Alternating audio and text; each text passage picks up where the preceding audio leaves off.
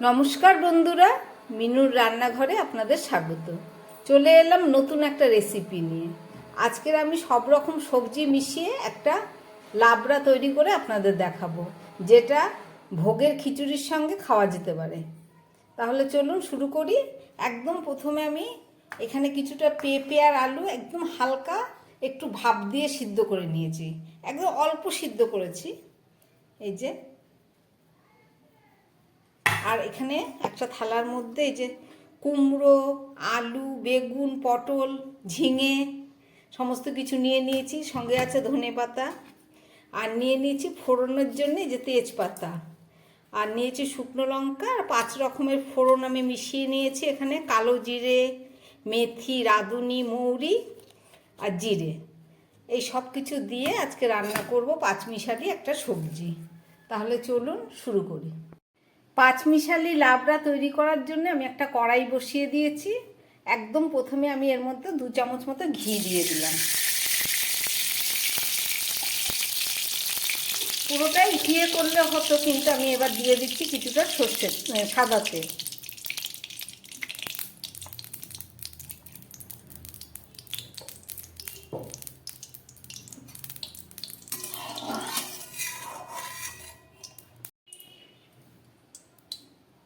আমি একদম প্রথমে একটু কাঁচা লঙ্কাটাকে ভেজে নেব।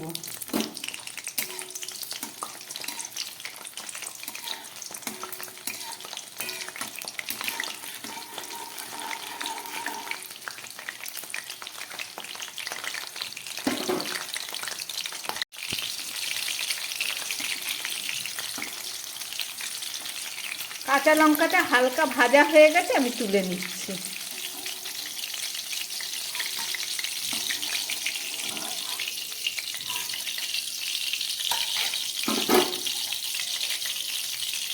এবার এই তেলের মধ্যে দিয়ে দিচ্ছি 3-4টে শুকনো লঙ্কা, আর দিয়ে দিচ্ছি এই 5 ফোড়নটা।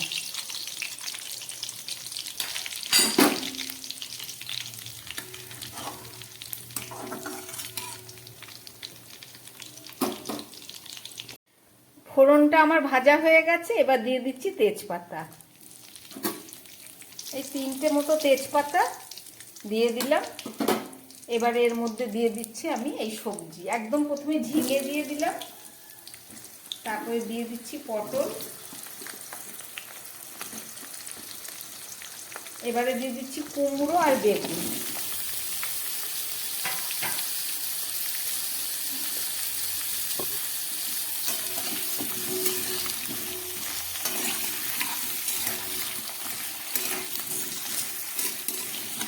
এগুলোকে আমি একটু ভালো করে কষিয়ে নেব।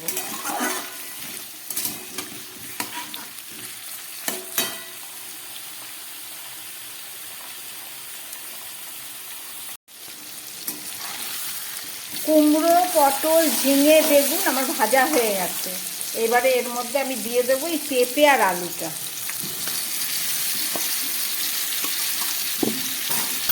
দিয়ে আবার এটাকে খানিকক্ষণ ভেজে নেব।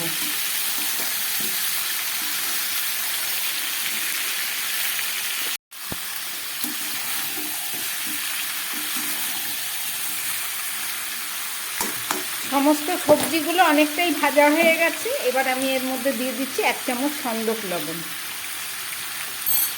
আর দিয়ে দিচ্ছি সামান্য পরিমাণ হলুদ, বেশি হলুদ দিলাম না। আর দিয়ে দিচ্ছি 1 চামচ ধনের গুঁড়ো, এটা জিরে নয়, ধনে। আর দিয়ে দিচ্ছি 1 চামচ আদা বাটা। এই সব দিয়ে খুব ভালো করে কষাবো।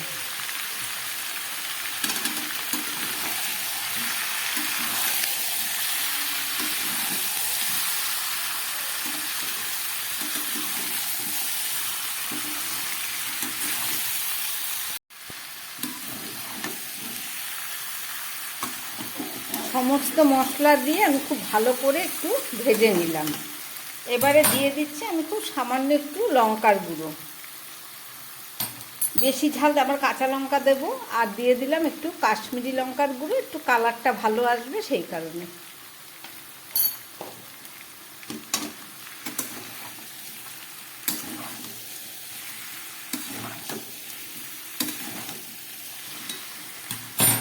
খুব সামান্য একটু একটু জল আমি দিয়ে দিচ্ছি, যাতে ভালো করে কষাতে পারি, তরকারিটা যাতে তলায় ধরে না যায়।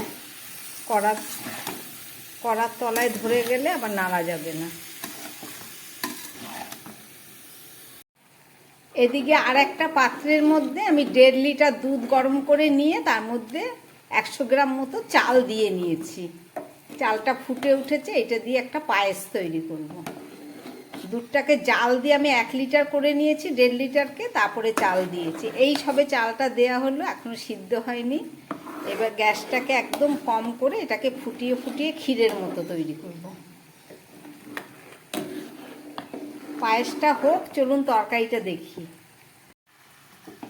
তরকারিটা কষাতে কষাতেই অনেকটা সিদ্ধ হয়ে গেছে। এবারে এর উপরে দিয়ে দেবো আমি এই কাঁচা লঙ্কাগুলো, আর কিছুটা বড়ি ভেজে রেখেছি, বড়িটাও আমি দিয়ে দিচ্ছি। এবার আমি দিয়ে দিচ্ছি ভেজে রাখা এই বড়িটা, আর সঙ্গে দিয়ে দেবো একটু জল।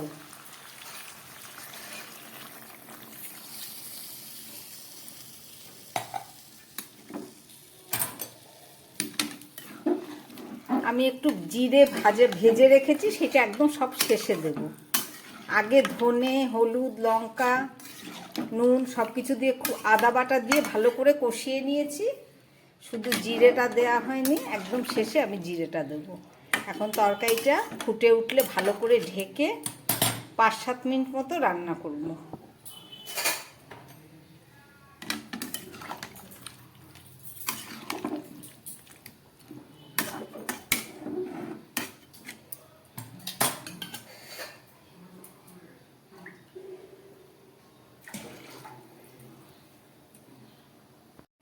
এই তরকারির মধ্যে আরো সামান্য একটু জল আমি দিয়ে দিলাম।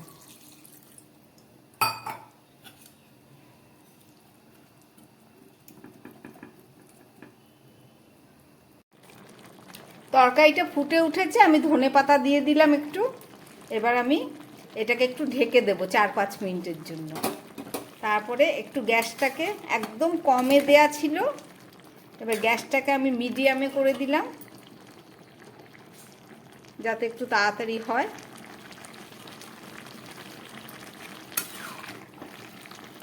এবার আমি একটা ঢাকা দিয়ে দিচ্ছি।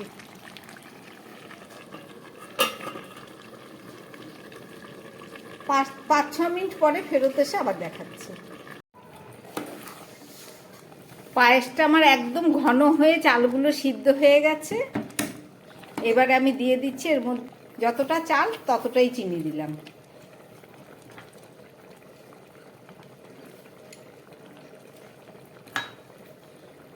আর দিচ্ছি কিছুটা ভিজিয়ে রাখা কাজু আর কিশমিশ,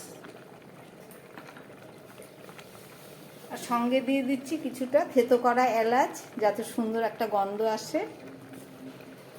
আর দিয়ে দিচ্ছি 2টো তেজপাতা। সবই আমার প্রায় দেয়া হয়ে গেল। এবার একটু ভালো করে নেড়ে এটাকে ঢাকা দিয়ে আমি রেখে দেবো, আমার তৈরি হয়ে যাবে তাহলে পায়েস।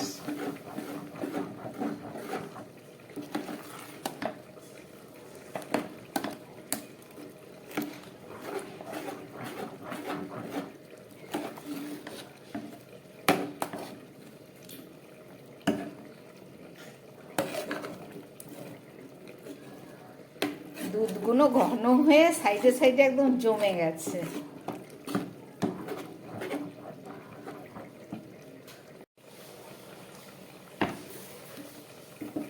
পায়েসটা আমার একদম রেডি হয়ে গেছে। এবার আমি একটা ঢাকা দিয়ে দিচ্ছি।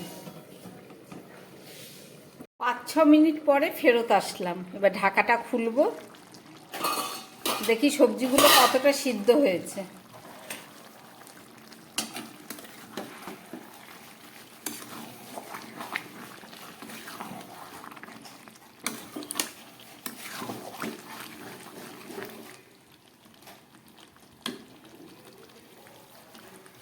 সবই হয়ে গেছে সিদ্ধ। এবারে আমি দিয়ে দিচ্ছি এর মধ্যে এই ভেজে রাখা একটু জিরের গুঁড়ো, আর দিয়ে দিচ্ছি সামান্য একটু গরম মশলার গুঁড়ো, আর যেহেতু এটা লাবড়া, একটু মিষ্টি না দিলে ভালো লাগবে না, দিয়ে দিচ্ছি 1 চামচ মতো চিনি।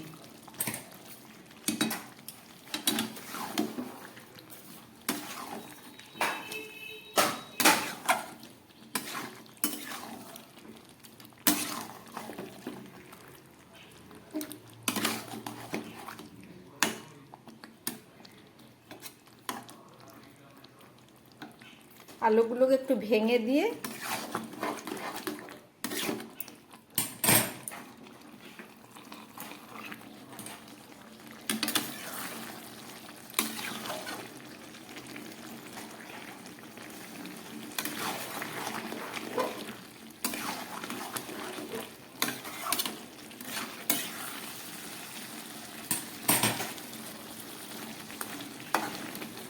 আমার পাঁচমিশালি সবজি লাবড়াটা রান্না হয়ে গেছে। এবার আমি গ্যাসটা বন্ধ করে এটাকে 2 মিনিটের জন্য ঢেকে রাখবো, তারপরে ফেরত এসে আপনাদের আবার দেখাচ্ছি।